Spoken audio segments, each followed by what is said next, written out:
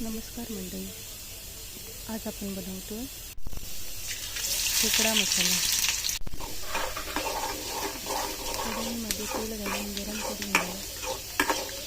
एक मध्यम आकाराचा कांदा,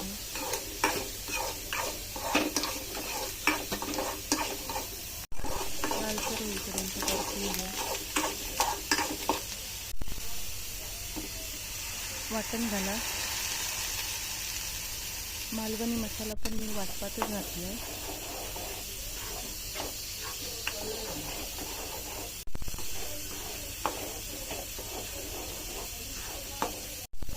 साफ करून घेतलेले खेकडे घाला।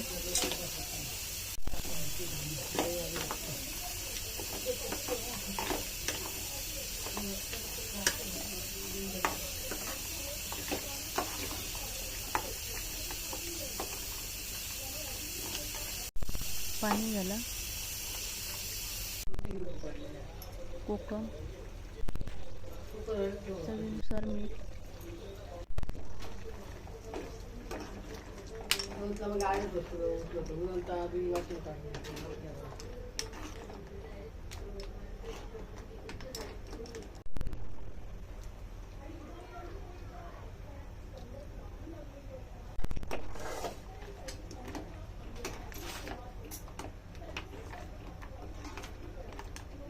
दहा ते 15 मिनिटं चांगलं शिजवून घ्या।